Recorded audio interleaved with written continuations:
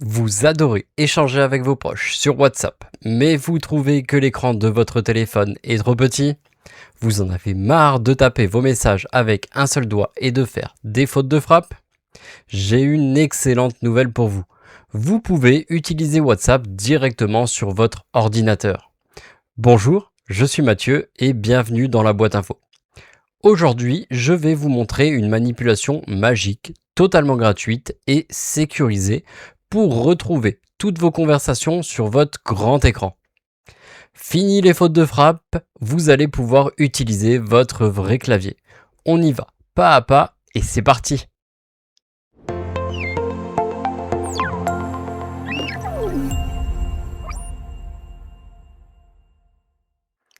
Avant de commencer, un petit rappel. WhatsApp, qu'est-ce que c'est exactement? C'est tout simplement une application gratuite qui a remplacé nos bons vieux SMS. Elle permet d'envoyer des messages, des photos et de passer des appels en utilisant Internet. Règle d'or numéro 1, pour avoir WhatsApp sur son ordinateur, il faut obligatoirement l'avoir déjà installé sur son téléphone et d'avoir un compte configuré. L'ordinateur ne va être qu'un grand miroir de votre téléphone. Aujourd'hui, nous allons installer le vrai logiciel pour plus de confort, mais sachez une chose, si vous ne voulez rien installer du tout sur votre ordinateur, c'est possible.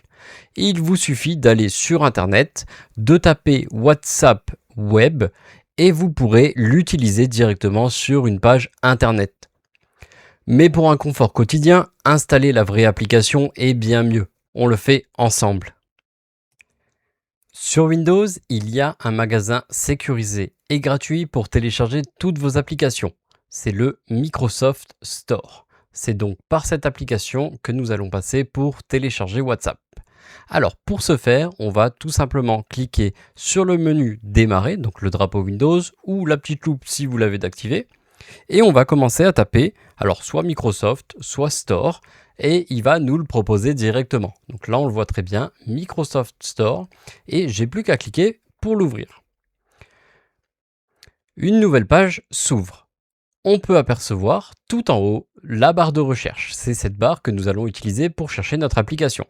Je clique dedans, je vais pouvoir taper donc WhatsApp.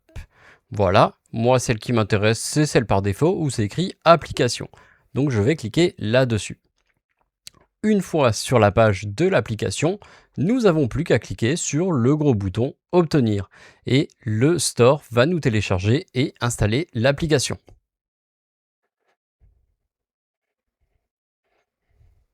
Une fois l'application installée, le bouton se transforme en un bouton ouvrir. On a juste à cliquer sur ce fameux bouton.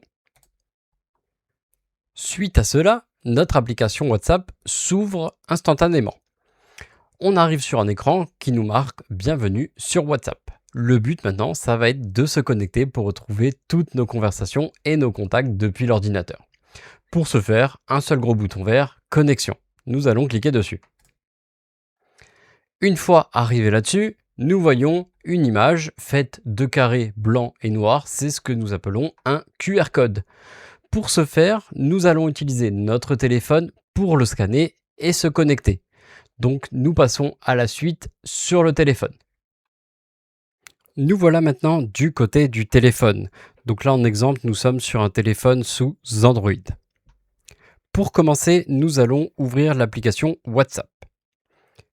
Une fois sur l'application, vous allez pouvoir retrouver tout en haut à droite, vous allez avoir 3 petits points les uns au-dessus des autres. C'est le menu qui va nous permettre d'accéder aux paramètres. Donc on clique dessus et on va aller dans Appareil connecté. Une fois dans ce menu, vous allez déjà pouvoir voir tous les appareils sur lesquels votre compte WhatsApp est connecté. Nous, ce qui nous intéresse, c'est le bouton vert « Connecter un appareil ». Donc, nous allons cliquer dessus. Il va vous demander soit votre code PIN, soit votre empreinte digitale. Une fois les droits donnés, il vous risque aussi de vous demander les droits à l'appareil photo. Vous allez autoriser. Nous avons l'appareil photo qui va s'ouvrir et nous allons pouvoir commencer à viser le fameux QR code de tout à l'heure pour connecter notre appareil. Vous allez avoir une petite fenêtre de chargement avec marqué « Connexion ». une fois qu'il est connecté, il va se fermer directement et nous allons retrouver notre appareil Windows dans la liste. Si tout s'est bien déroulé lors du scan du QR code depuis l'application mobile, vous devriez, sans avoir fait quoi que ce soit, être connecté sur l'ordinateur. Donc nous nous retrouvons côté, cette fois, ordinateur. Nous sommes donc bien connectés, nous voyons dès à présent toutes les conversations que nous avions sur le mobile à présent sur l'ordinateur. Vous avez sur le côté gauche différents menus, pareil que pour l'application mobile, discussion, appel, statut, chaîne, communauté. Donc là, nous allons voir pour les conversations pour envoyer des messages, mais vous pouvez aussi tout aussi bien, si vous avez un micro et des haut-parleurs, passer des appels depuis l'ordinateur. Si nous allons sur une conversation, celle-ci s'ouvre au milieu.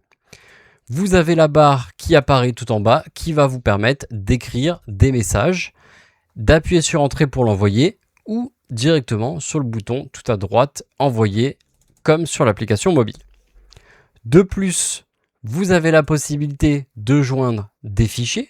Donc ça va permettre d'aller chercher des documents directement sur l'ordinateur ou même des photos directement sur le disque dur de l'ordinateur. Vous avez aussi la possibilité d'envoyer des emojis ou des GIFs à votre convenance comme sur l'application mobile. Maintenant, nous allons voir quelques petits paramètres. Pour ce faire, vous cliquez sur votre profil tout en bas à gauche de l'application. Nous arrivons dans les paramètres. Pour commencer, dans Général. De base, cette coche est cochée, ce qui va permettre à WhatsApp de démarrer automatiquement lorsque l'ordinateur démarre. Alors ça peut être pratique si vous utilisez régulièrement WhatsApp. Si vous l'utilisez peu, vous pouvez le désactiver et vous lancerez donc l'application WhatsApp sur l'ordinateur seulement quand vous en avez besoin. Minimiser dans la barre des tâches, vous pouvez le laisser cocher. Ça permet de, si jamais vous cliquez sur la croix, ça ne ferme pas réellement l'application. Elle se mettra en bas à droite à côté de l'heure avec les différentes icônes de volume et de réseau. Autre point de paramètres intéressants, nous pouvons aller voir aussi les notifications. Donc de base, vous avez la possibilité, dans le cas où l'application est ouverte, de recevoir les notifications directement sur l'ordinateur. Pareil, si vous n'en avez pas l'utilité, vous pouvez directement les désactiver pour certains messages, pour certaines conversations. Et voilà, le tour est joué. Vous avez maintenant tout le confort d'un grand écran et d'un vrai clavier pour discuter avec votre entourage. Vous allez voir, une fois qu'on y a goûté, il est très difficile de revenir au petit écran du téléphone.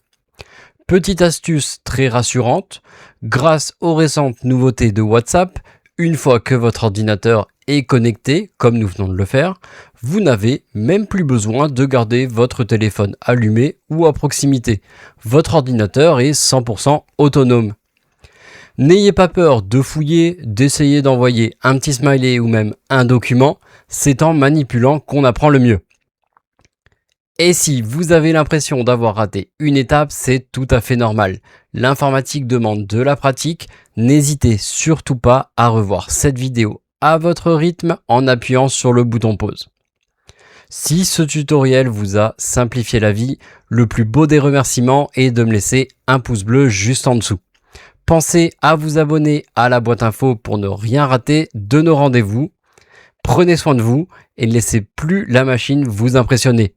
À la semaine prochaine.